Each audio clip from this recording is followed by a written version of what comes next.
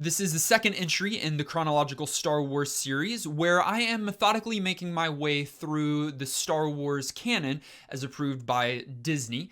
The first video contained everything leading up to the first movie, so it was the prequel to the prequels. In this video, we're going to be dealing with the very first prequel movie onward, which that first movie, episode 1, I think is, if I'm not mistaken, widely loved by fans.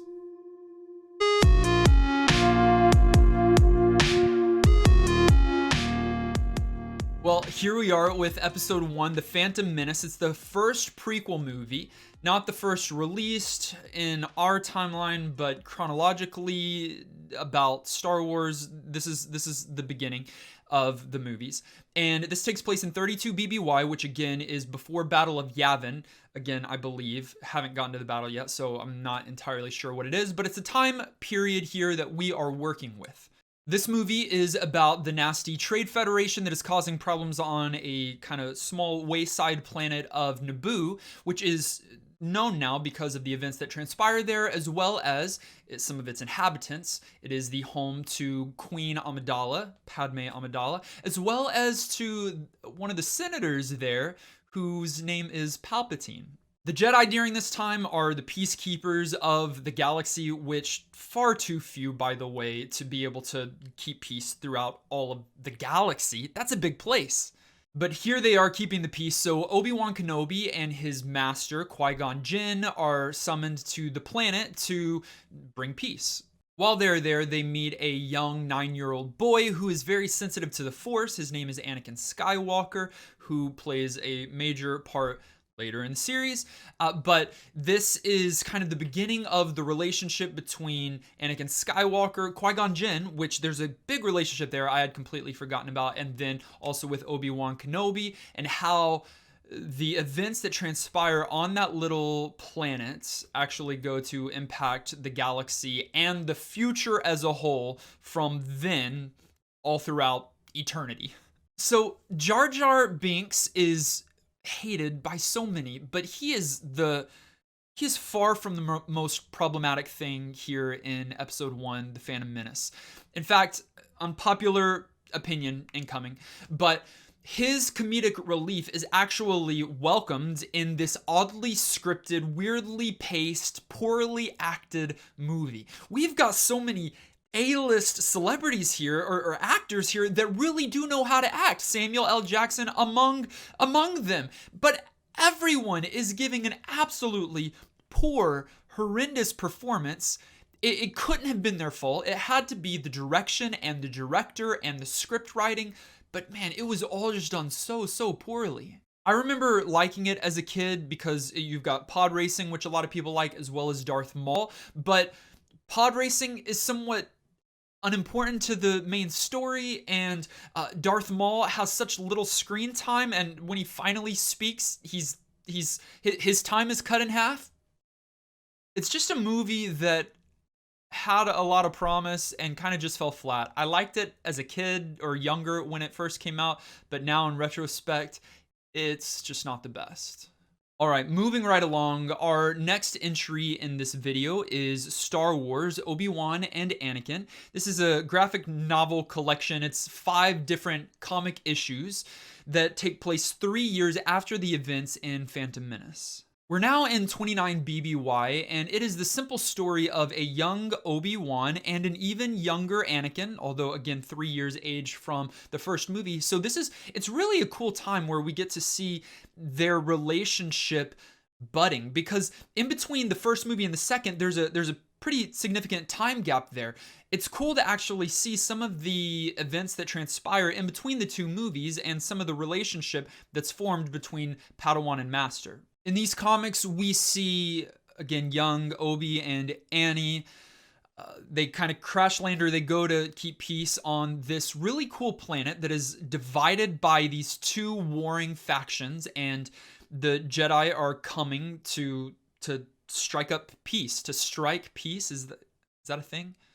The artwork is really well done. The characters are cool, and then again, it's awesome to see the relationship between Obi-Wan and Anakin, because there is some kind of like there's tension there, and you get that in a lot of the Star Wars universe. I'm seeing that there's always some kind of tension between Master and Padawan, but between these two key figures in the Star Wars universe, it's cool to see this take place in comic form.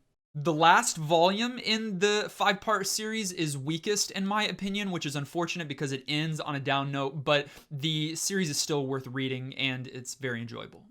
And then finally for now is a book that came out in 28 BBY. It didn't come out in 28 BBY. It came out just in 2019, I think, but the events take place in 28 BBY. And this is an interesting one for sure. Maybe one of the most interesting ones that I've engaged with so far because it's a story that is entirely different than the rest.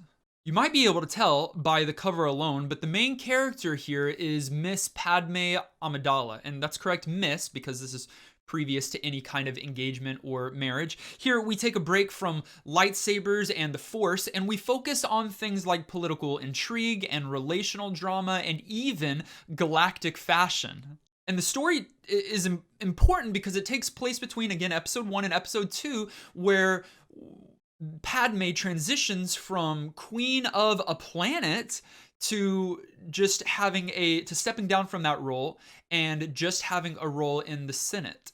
The story focuses on Padmé and her handmaidens, and in fact, we get a few POVs here, a few point of views. One of them in particular is Sabe, which is a handmaiden of the queen's, that was in episode 1, The Phantom Menace, and is here kind of shining even more brightly in the book.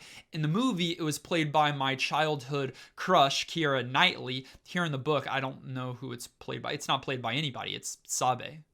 So it's cool to see these different points of views. It's cool to have a totally different kind of pace and do something different in the Star Wars universe. I just wish that the book was better. Johnston, who is the author, is an incredible writer, and she really knows her Star Wars lore, and she knows fact from fiction, and she knows her world. She's really good at world building, and she knows the people, knows the places, knows the things. The story is just slow and boring and somewhat uninspired.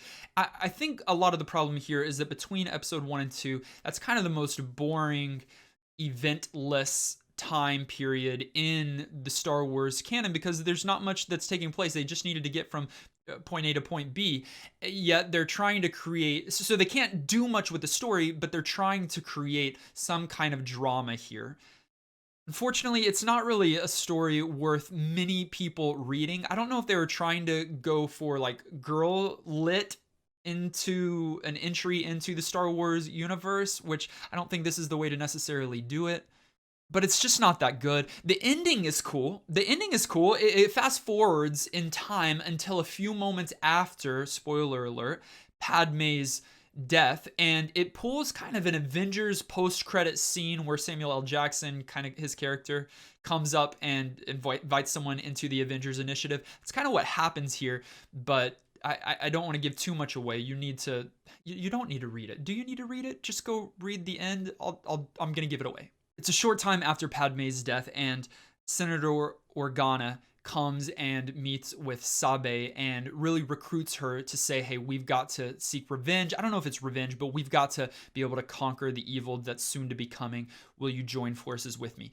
I don't remember seeing her again in any of the other movies, so I hope there's some books, literature, or maybe even in the Clone Wars. I don't know. Hopefully there's something in the future where we get to see more of her. Well, that wraps up another entry in Chronological Star Wars. Hopefully you're enjoying this series so far.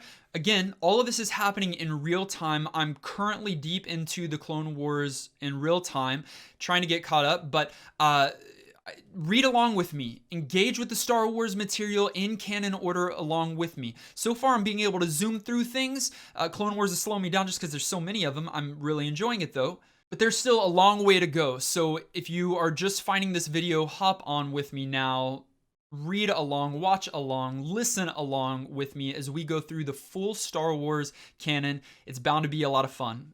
Thank you for watching this video, for clicking like and subscribe, join the Dragon Army, and share this video with someone that you think might be interested in this content. And we'll see you in the next video.